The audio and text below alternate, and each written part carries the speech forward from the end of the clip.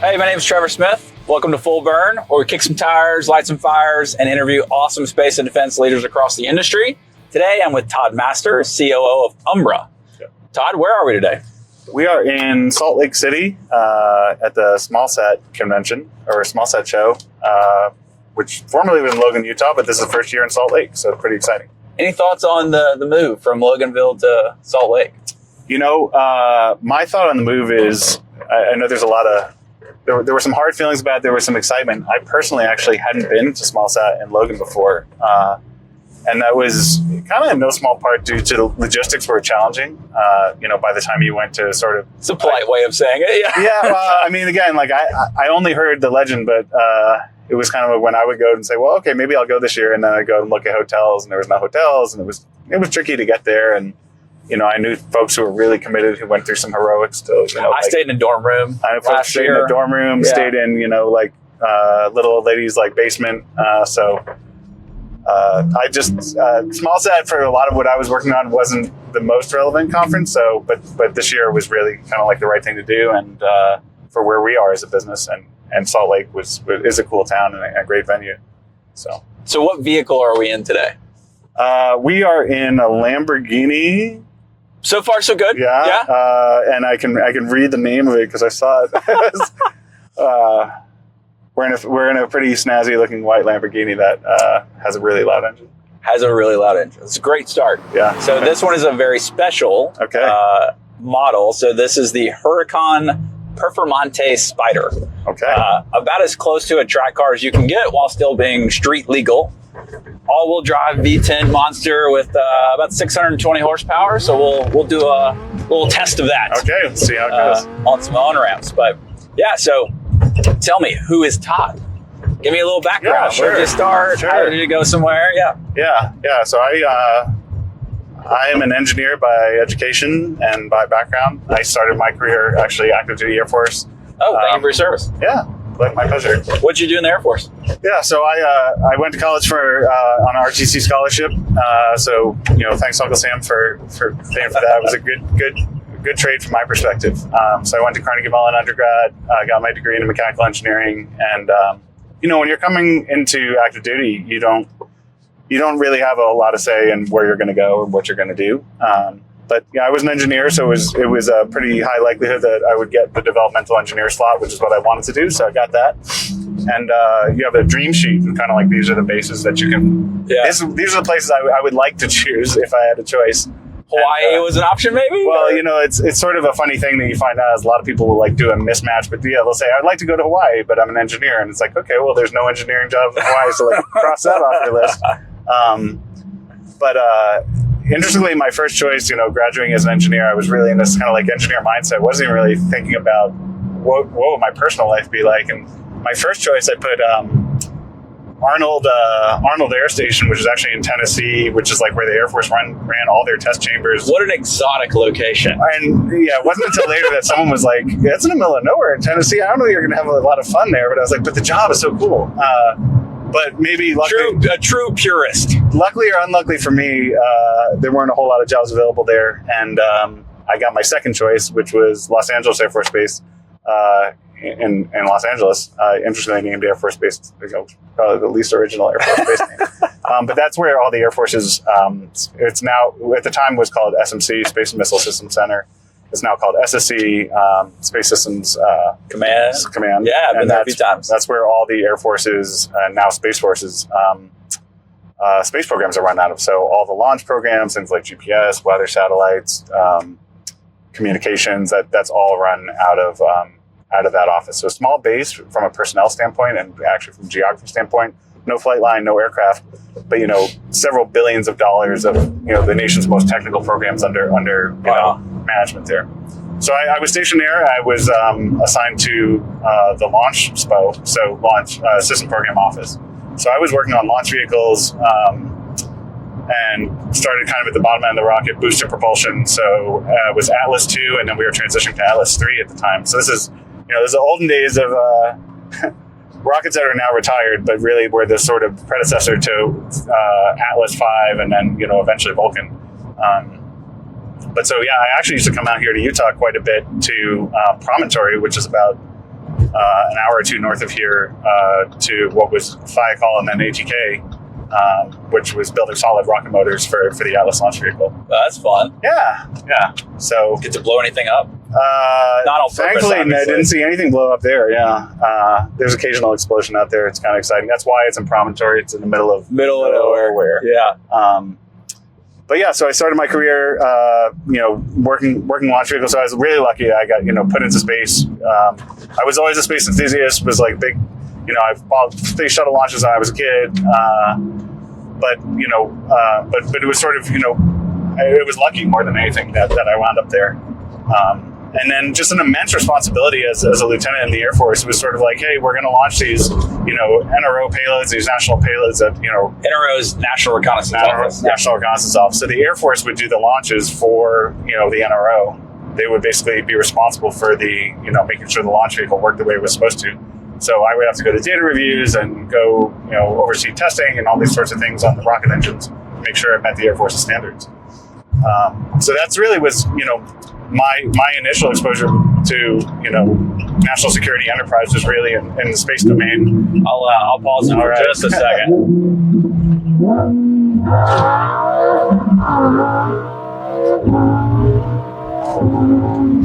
There we go. Oh boy. That'll wake you up. Yeah. There we go. All right, as you were saying, sorry. Yeah. Doing some NRO stuff. Yeah, doing some. So we're launching spacecraft primarily for the NRO and for the Air Force customers, and and so my responsibility was really, was hey, Lieutenant, you're part of the rocket working the way it's supposed to. So a lot of responsibility, a lot of trust put in me by my bosses. So it was awesome, and I got to spend a lot of time going back and forth to Cape Canaveral doing launch campaigns. But that also exposed me to our the NRO architecture, basically our overhead, intelligence architecture. So you're at LA Air Force Base, helping on NRO, and then what happened next? Yeah, so I'm there. I decided I wanted to pursue my master's degree. At the time, the Air Force didn't have a great program to. There wasn't really a program that was going to work for me to go get my master's, so I paid for it myself while I was working. And got my master's in because I was into the space thing. I kind of caught the bug. So I got my master's degree in astronautical engineering, sort of learning how you build and design space systems, sort of like, put my mind towards academic study of that. And then my first Air Force duty tour was up, and it was sort of a decision of, do you want to stay in or do you want to get out? If you and really if you stay in, that means you're going to have to move to another duty station. At the time, I was really sort of compelled to. I loved LA. There was a lot of great things. The traffic was wearing thin on me, and I was an East Coaster by birth, and I kind of had a draw to Washington D.C. area, and went and worked in Washington D.C. for Booz Allen Hamilton as a contractor to DARPA, and it was interesting because they were working. I was working on a demo program that was sort of a rapid pace launch thing. I had a great experience in launch, and they were looking for somebody who could really help figure out how are we going to get this demonstration thing into space and operating the way we want to quickly. So I kind of went from like big government launch to the sort of like much faster model of the way that the government could do it. In the Air Force, it was kind of like these very expensive $1 billion satellites that were worked on for a really long time, and big juicy targets. Big juicy targets before the phrase was coined by General Hyten.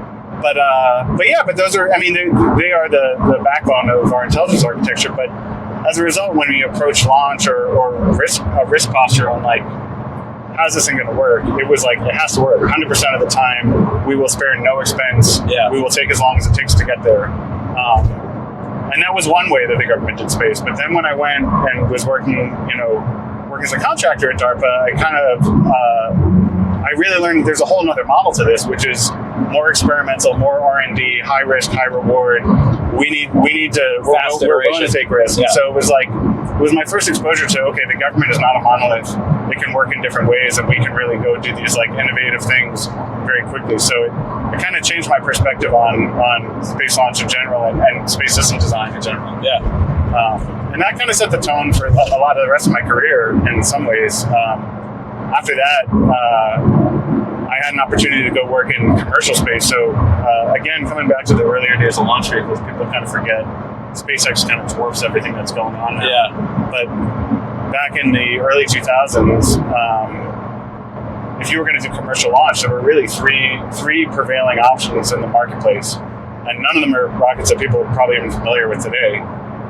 So it was sea launch, which was like a modified, oil rig platform that launched from the equator, carrying That's the name, Sea Launch. Yeah, Sea Launch. It left from Long Beach, and it carried like a modified Ukrainian ICBM that could launch communication satellites to GEO.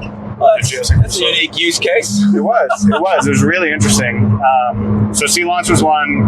The Ariane 5, which was a European rocket, and launched from French Guiana down South America. That was your other one. And then your third was Proton, which was a Russian launch vehicle that launched out of Kazakhstan. So all three launch configurations were like pretty far flung across the world. And reliability was like sketchy. Every other year, kind of one of them would have a failure, and then all the customers would migrate to the other two, and then the next year, one of them would have a failure, and the customers would migrate back and forth. But I had an opportunity to work on Proton, which was just really unique and interesting, launching communication satellites for international customers out of Kazakhstan. So I would go over there for 6 weeks at a time to Baikonur Cosmodrome. Wow! Talk about the middle of nowhere. It's really in the middle of nowhere. It's where when Francis Gary Powers got shot down in the U-2 in the 60s, it was taking pictures of Baikonur for an hour what's going on. So get a sense of how remote it was. Yeah. But anyway, but what was interesting about that was really my first taste of like pure commercial space. So we're not doing things for national security. We're not building satellites that are like critical to the nation's defense. These are literally like bringing new direct TV channels to customers. And so it's important. It's really important for a business. It's going to make a business's, profits and operation, but it's not, lives aren't on the line in this case. Yeah. And again, that was a mind shift too. Cable TV was on the line. Yeah. You might not get, two more channels for direct TV this year. You have to wait till next year. So not to say they weren't important. It was definitely important for our customers. Right. But a shift again to my mindset about how space worked, in that, I started with the, it's lives on the line, it's critical intelligence for the nation, to, this is like R&D for, future warfighting for the nation, to, this can actually just be a commercial service that is like of use to the consumer. Right. And they all have really different models in terms of how you manage risk, how you accept risk, what you're willing to pay, what's driving your sort of mission design. Is it profitability? Is it criticality? So, it was really interesting. It was another mind shift and perspective on there's a lot of different ways that space can be used. After that, I went into industry, and I really wanted to focus more on the spacecraft side. So I spent a lot of time in launch and launch integration. But then I shifted to a company called ATK.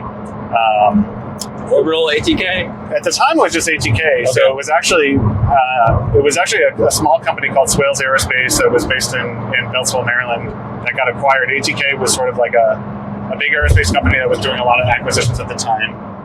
And Swales, and now our division of ATK, was building SmallSats. Primarily like for NASA, but then also for the Air Force. We had SmallSats being like what size? Yeah, these were in the like 100 to 200 kilogram kind of class spacecraft. So, under a kilowatt of power, things that would today go on a rideshare mission. Yeah. At the time, there weren't a lot of great launch options. So you would look at something like Pegasus or Falcon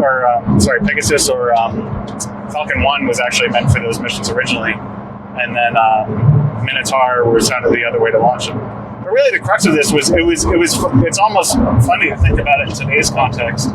We were like the sort of high risk, high payoff part of this company. Yeah. That, like this SmallSat thing might be a real thing. So we want to invest in this little high risk, high payoff thing just in case SmallSats become. So you were in the early days of like pretty early days. I mean, people would still kind of like laugh. That was probably the days when this conference was really more of its like true organic roots. So sort of like, we are different. Nobody's building like we do, but we see real value in these small things. So that eventually, as you mentioned, it became Orbital ATK through a merger, and it's now part of Northrop Grumman. Yeah. Kind of a big part of that enterprise. But I spent about 8 years there working satellite development, and then really got into a lot of, unique developments primarily for national security customers, but also commercial. That was the first. I worked on the first project that turned eventually into what is the MEV project today that does on-orbit servicing and station keeping for satellites and GEO. So after Orbital and ATK merged, typically, things changed through a merger. A lot of sort of refocus. And I was looking at what made sense for sort of my next move. And I had an opportunity to find my way back to DARPA, but this time as an actual program manager, government program manager at DARPA. So for those who aren't familiar, so back on the government side. Back on the government side. So DARPA program manager, one of the most interesting jobs you probably can have in the federal government, period. I mean, I will say that hands down. 30 seconds on DARPA. Yeah. So DARPA is the DoD's research and development agency. It was created after the Sputnik launch in 1957 with the idea that we wanted to be able to prevent strategic surprise. So we were surprised by the fact that the Soviets launched this thing into space, really changing the game. And the idea with the stand-up of DARPA is we need a research and development agency that can not only prevent us from being surprised again because we're doing our own deep R&D, but also create strategic surprise for our adversaries. So really at DARPA, we're thinking about how you win and fight wars in 10 years from now or 20 years from now. What are the technologies that are going to be on the battlefield? The wild and crazies. A little wild and crazy. I mean, there's... more future looking. I would say future forward. Maybe wild and crazy, yes, but future forward. Future looking, right? If it was sort of there's a phrase that gets used as DARPA hard. Sort of like DARPA hard. Forward. Is this DARPA hard? Because you look at something, it'd be a very challenging thing to do, a big development. But the question would kind of come back, like, is this DARPA hard? Like, is this something that's worthy of our investment? So question, if you can share, maybe keep it generic if you have to, but what's like one of the wilder ideas you got to like kind of see or maybe check out? Yeah, I mean, there are so many interesting things that are going on. I mean, it's hard to even know where to start. But I mean, one of the projects I took, when I got to DARPA, I took over a project that was sort of, hadn't gone exactly the way that we would have wanted it to. It was trying to look at how could we launch a satellite to orbit in a responsive fashion, which you're still hearing a lot about today. That thread is still persistent. Yeah. But the approach that was being taken this time was, could we build a small launch vehicle that could fit under an F-15 fighter jet? Oh, wow. And be flown to kind of anywhere in the world and launch a spacecraft into orbit from there. From an air-to-air launch. From an air launch platform. And there have been other ideas for air launch platforms, but the idea here was really, the benefit of speed and location that you could really kind of get anywhere in the world. But it was a challenging program. There were a lot of like pieces that really need to come together, some fundamental propulsion development that just wasn't quite there yet that DARPA was investing in. Anyway, I came in on sort of the last end of that program, which had not gone the way we wanted. We kept blowing up engines and didn't want to keep blowing up engines if we were going to make this work. So that program was terminated, but then the idea was kind of like, how else can we get after responsive space launch and be able to sort of launch anywhere? And that begot a thing I got to do, which was actually an interesting mechanism DARPA uses called challenge, like grant challenges. So I had a program called DARPA Launch Challenge where we actually worked to incentivize private industry to go build rockets that could launch kind of from any place or anywhere. Yeah. And you have companies today working on that. Yeah, we do. So that was the companies who were involved in that are no longer in existence. It was Virgin Orbit and Astra were the two companies. Astra's back, baby. But Astra's back. Astra's back. As a propulsion company, but now looking at rockets again. So. Yeah.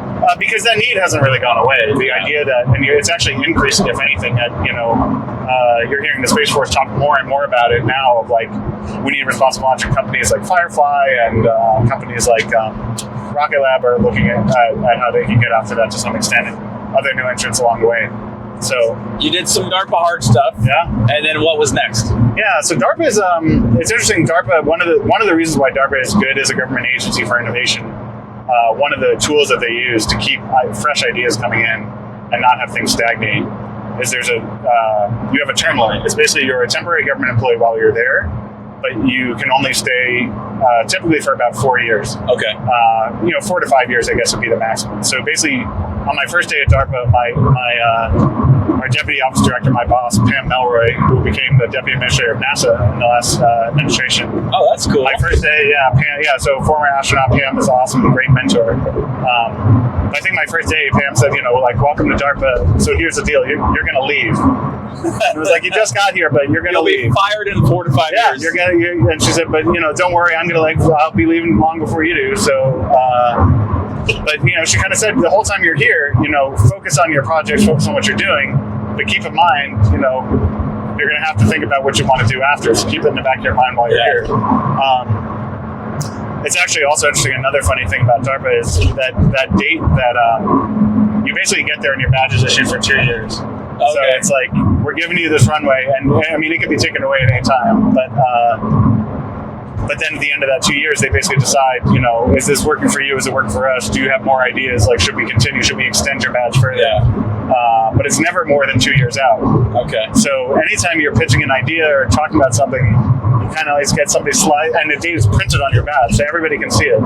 So if you're close to expiration, people are like, we're talking a big game, but I'm not sure that you've got enough time. You're going to be around. But it's actually, it's a really interesting model because you are incentivized. If you have as a program manager, there's no DARPA program that doesn't really belong to a program manager as their baby.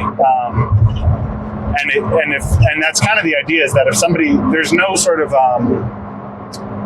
there's no pet projects that persist past the time that they make sense. So if you have a great program and you don't have time to finish it while you're there, if another program manager believes it's a great program, but they also will continue. You need a champion to pick it up. You need a champion to pick it up, and you need to have good purpose. Encourages you to focus on things that people want to work on. You want to come up with a good idea, get it completed, and demonstrate it in a time that's accurate and timely. So it really becomes a big push towards, not only do you have to come up with an effective and innovative idea, but you have to execute and get it completed in a time frame that makes sense, because we don't want to just see R&D. R&D can drag on forever and ever, but it's really achieving results in a tangible time frame. Yeah, and that to me was compelling. I really love that idea of, that's cool. You got to get this done. You've got a clock ticking against you, so time is not on your side, and that is in no small part. You've got our adversaries are always working against us, and so it's like, time is of the essence. Yeah. So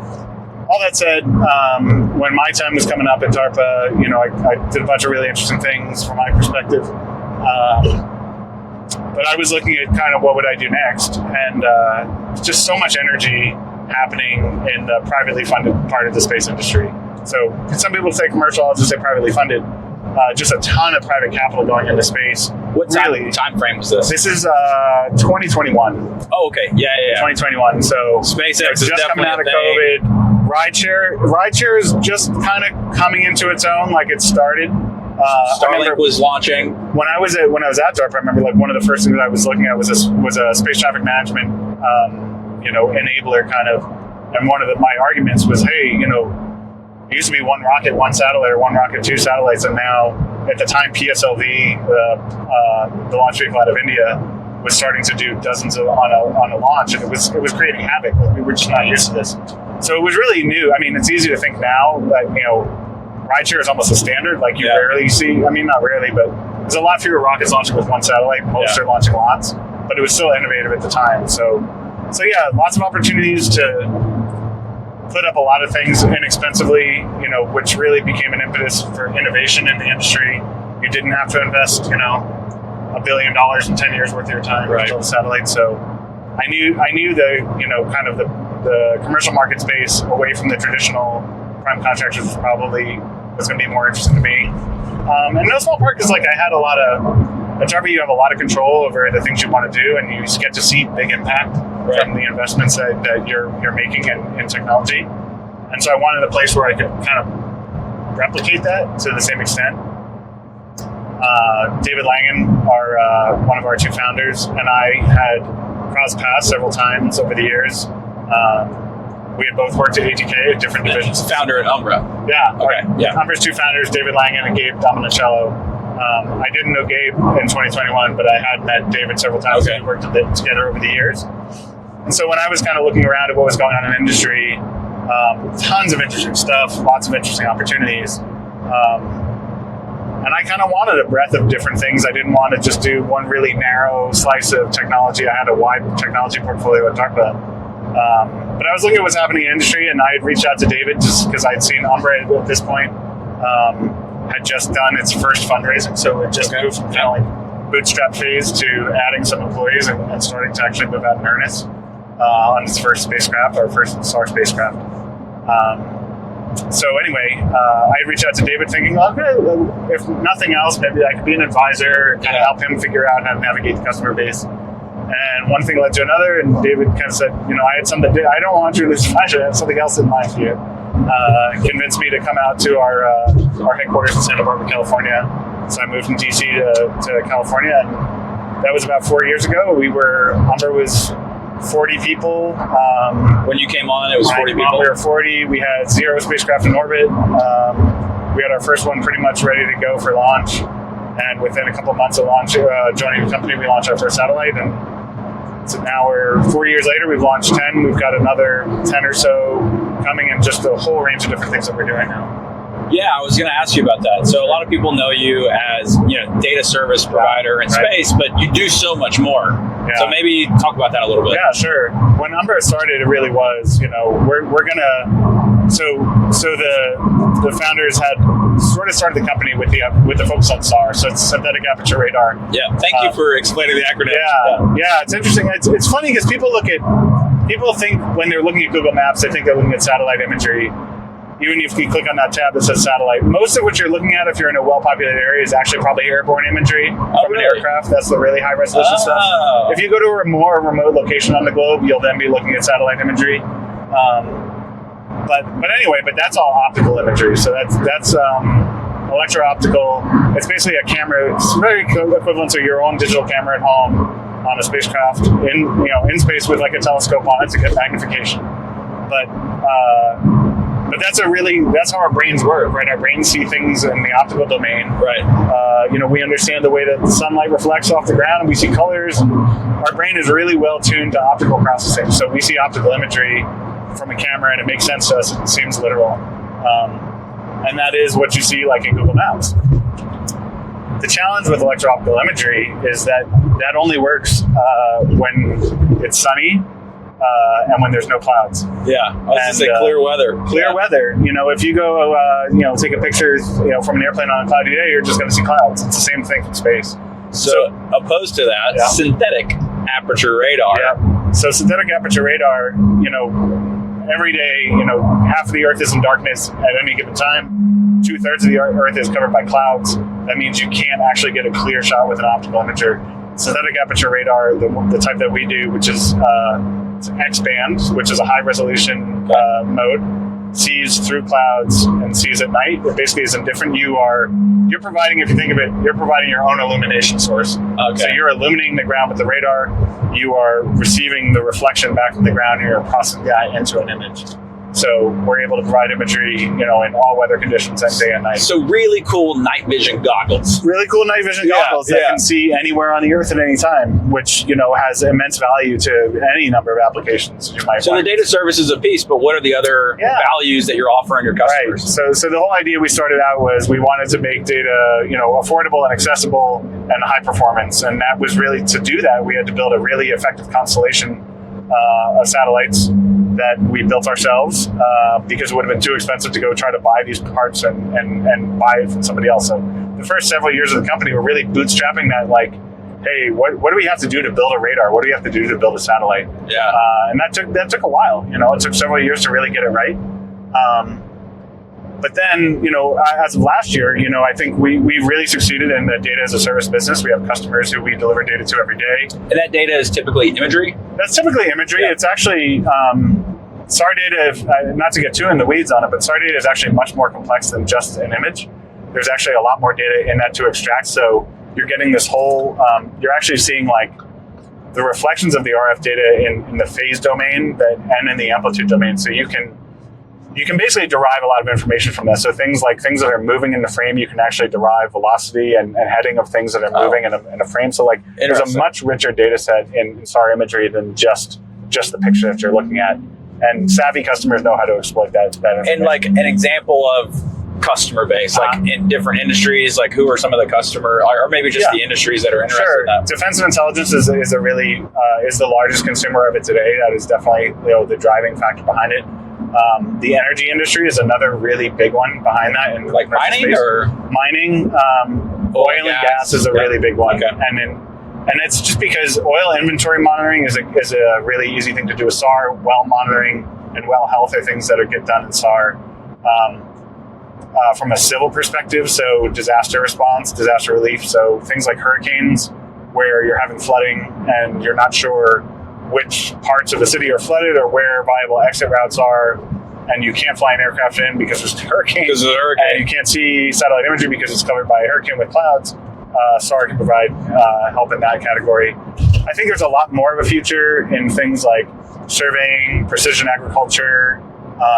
There's really a wealth of opportunity, but a lot of it really is getting data. SAR data is new to a lot of customers, and putting it in their hands really requires you to have it to be affordable and accessible. So that was really the design of our space systems had to be so cost effective that we could do that.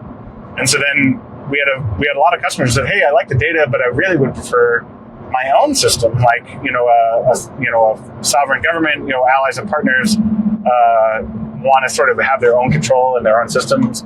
Or there's commercial customers who say, "I like the data, but I want my own communication path into my ground system." So that begot our second business unit, which was Mission Solutions. So that's a part of the business that if you're looking for a custom satellite or custom solutions, we do that. And then this week was sort of the big announcement of our next business unit, which is actually the internal components of our satellites that they can go. Okay. So our space systems business, so things like solar arrays, reaction wheels, torque rods, so things that command and control your satellites, help them generate power. That we're now offering that full spectrum so that we don't have to wedge a customer into, we just offer data. It's if they want the data, they want the platform, they want the parts, we can meet them anywhere in the spectrum that suits their needs. So the next question, a little more hopefully like a fun personal thing. Right. So you came on board, 40 employees at Umbra, and company milestones in history, they have many of these examples. Sure. What was the first day when you were at Umbra and there was like this big milestone achievement where you were like, this is going to be a thing? Like everybody got excited, you got a big contract, or like you had a big like test campaign that worked well. Like what's an example, like what happened that day? I think the most memorable day, so our first two spacecraft, we went through a lot of learning, a lot of iteration, parts of the payload that worked the way we expected, parts that didn't. Our third spacecraft was really our first one that generated the kind of imagery that we were looking for. And that first image, we launched it. So a few days later, we sort of checked out the system. We were ready to do our first image. We came down, we processed it, and it was like the first time that we saw, like this is what we've been waiting. This is what we built this for, and we were expecting. I mean, I literally remember it hit the Slack channel, and like there was just shouting from like down the hall, like screaming happening throughout the building. It was I get goosebumps. It was like, oh, like heck yeah, man! Like, what was the picture of? Oh gosh, just a desert or something. Yeah, I mean there was one that was like it was like a mountainous scene. It was kind of weird, and then the first one I remember that we were like, oh, we know, like I can actually tell you the feature. It was in Lisbon, and it was just sort of it was like the first opportunity. It was like a train bridge in Lisbon. Yeah, that it was like that's definitely a bridge, and those are definitely buildings, and we still had we had to like dial in the calibration, a bunch of stuff, but it was like I know what these things are. I don't need somebody to try to like interpret it for me. Yeah. And I was like, okay, this is awesome. Like we're there. Like now we just dial this in and just keep improving. So that was huge. Your colleague Joe Morrison, I follow him on LinkedIn. Oh yeah. Joe's prolific. Quite interesting and funny. Yeah. Because he'll put up some funny SAR pictures and you're just like, oh my God, this should be its own TV show. Yeah, he's funny. Joe is perpetually online. Yeah. I gotta get him on next. Yeah, he's a character. All right, so we're getting towards the end. Yeah. Let's jump over into sci-fi side. Sci-fi. Big sci-fi fan. I'll start out with the big one. Okay. Do you know, or have you been visited by an alien, seen anything weird, or do you currently have a probe in you right now? No probes that I'm aware of. Everybody says that I'm aware of. I love how that's like the consistent answer. That's an engineer's answer. Right? It's so consistent. Right? I'm not going to rule out it could be happening without my knowledge. Good habit. I don't know. No, I haven't. I mean, the closest I've touched to that was one day I woke up a year or so ago to a report of a whistleblower who was saying that there was alien technology within the government. And it was actually someone who I had crossed paths with in my career. And so that would be the closest brush I had, was like, man, I actually know that guy. And he wasn't like a crazy person. I didn't think was he like a reasonably thinking, not he was crazy? A reasonably thinking person and respected at like So, it gave me a little pause. Like, yeah. Did Dave know something I didn't know? Shout out, Dave. I listened to Dave's Joe Rogan podcast, and he was on Joe Rogan for all 3 hours. What's his full name? Dave. If people want to look him up, David Grush. Good. I listened to that. Yeah. Wow. Yeah. I've crossed paths with. I won't say I know Dave well, but like we've crossed paths. with him. He's compelling. He's compelling. Yeah. I mean, you being at DARPA, that's where all the weird stuff happens. Like, I just people like to assumed think you heard some weird stuff. We used to do, it was funny, the comms team there would do sort of like funny things where we do like our Christmas party. They'd, make a video where they'd like put a new sign on one of the doors in the building of, like alien technology or like warp drive or something, and just have it like in the background as a video. It was like people are walking down. Yeah. Just to kind of tantalize people. But speaking of alien technology, what technology from science fiction would you bring forward today and you'd like to be able to utilize? Yeah, that's I'd say the warp drive. I mean, or choose your faster than light drive or whatever. It's so interesting. We look at the things you're seeing on web where it's like, oh man, there's this potentially habitable planet, in this solar system that's however many light years away, and we just have no way to ever get there. I got to change this question up because everyone says some sort of travel. Yeah. Excluding warp drive, faster than light speed. What would be the next one? Because I gotta get rid of that because everybody says that. Who wouldn't want to be somewhere? I think the Star Trek transporter would be pretty awesome to just basically be able to say like, I'm on this point on Earth and I'd like to move over to this other spot and not have to go through airport security and sit in a metal tube for 12 hours or something. That'd be pretty awesome. I'd be in for that. Also, one more. Yeah, the replicator from Star Trek to just. You can tell I lean Star Trek in my sci-fi preferences, but any food that you want available on demand. You just walk up and order a smash burger. I'm craving a grilled cheese. It's 11 o'clock at night. I don't want to go to the store. Yeah, that'd be awesome. Yeah. What technology is being developed or already sort of working in space that like gets you really excited? Man, excluding SAR, because that's you're a little biased. I'll exclude my own bias. I think I would say optical comm mesh networks are really interesting in that the idea that, and people get really into like, oh, it's the fast data rate. And fast data rate's cool, but it's the always connected part that is really the exciting part for me. That your spacecraft is now just a node and a network. Yeah, like another Wi-Fi hotspot. Yeah, so when you're pushing a software update, you're just doing it instantaneously. I mean, it's just you're in a true when your computer says, oh, there's a patch for this thing, you've got that patch in a minute or 30 seconds or whatever, and it's just as soon as it's deployed, it's released. That's definitely like one of the things that I'm most excited about in the emerging space that we're definitely going to take advantage of with our own developments over time. So are you a car guy? Are you into cars? Car guy, I'm not like a huge car guy. I mean, I appreciate cars. I love them. But I'm not in the weeds car guy. No. Totally fine answer. Yeah, I know. We can still be friends. We can still be friends after. It's fine. I had like more posters like fighter jets rather than cars when I was a kid. There you go. Well, I have a couple questions that might go that way. Yeah. Sure. So how fast have you been in a land vehicle? In a land vehicle? Yeah. That's a good question. And I hope you're not going to try to break it right now. No. We're downtown now. We can't do that. Let me think. It's probably in the 120 range or something like that. Yeah, it's respectable. Yeah. That's fun. Yeah, I knew I had a colleague once who had the the BMW 850. Which Oh, is, nice. yeah, the 12-cylinder bad boy. Yeah. I'd like to open that up on the highway, show it how it works. So that's pretty cool. So if you had a blank check, Yeah. what vehicle would you get? Oh man. And this is not car specific. Yeah. Ocean to orbit. What vehicle would you get? Ocean to orbit. Man, that is a good one. It would probably be. I mean, we're ruling out like I can get a military aircraft. Oh yeah. Oh, it's the F-22. There's F-22. Zero question. Most That's a like first. I love it. ridiculous, agile, performing aircraft. Like my wife is not even really. She's not really like I've dragged her to an air show or two, and the F-22 flight demo was going on, and like her jaw just dropped. Like, Yeah. what is how is that happening? Do that. Like, just it seems like it's defying gravity in some ways, and like, yeah, that platform is just absolutely sick. The F-22 is I assume you like that over the 35. Yeah. It's it's insane. It's an insane platform. Any? Do you like science fiction? I do. Okay. I do. Any books, movies that you like, just absolutely love, totally recommend?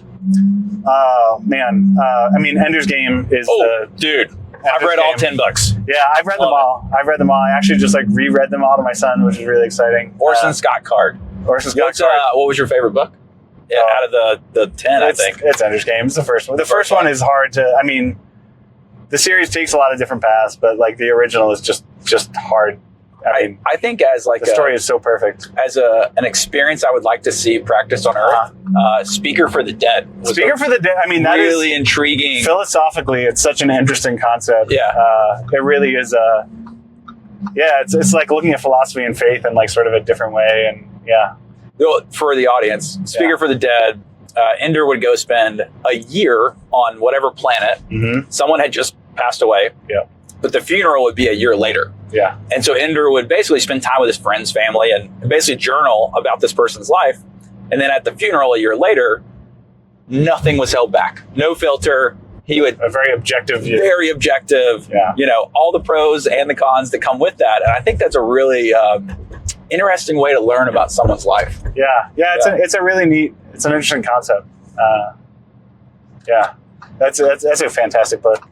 So I shouldn't say underrated series because I think it's pretty well rated. I've actually never seen the movie. I can't. You're just gonna not. I won't. I saw it. Yeah, wasn't bad. I actually enjoyed it. Yeah, I was hoping for. Actually, it was good enough that I was hoping for a next one. Okay. Yeah. Maybe I'll give it a try. Yeah. But I'll ruin it for you. I mean, once you know the book, it's sort of like, okay, I'll see how well it holds. Yeah. Well, the thing with books, like, you get to create your own. This is true. Imagination, and then with a movie, you're watching somebody else's. Yeah, that's true. So, last question. Yeah. I hope you've enjoyed the podcast. It's been a blast. As I'm guessing the first podcast you've done in an exotic car. Definitely the first one. Perhaps the last one. No, we can get you back on. Yeah. Are there any guests that you would recommend in the space industry that would enjoy this type of podcast and be fun to like chat with? Yeah. Besides Joe Morrison, I got to get him on. Besides Joe, he'll be fun. You know, one of the people who really was kind of inspiring to me in commercial space, my colleague Robbie Shingler from Planet. He's one of the co-founders of Planet.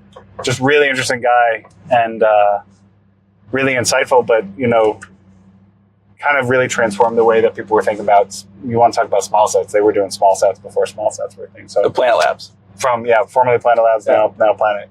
Yeah. All right, give him a call. Cool. I've enjoyed it, Todd. All right, man. I appreciate it. Thanks for being on. Thanks for watching Spin Full Burn. Thank you, guys. Thank you.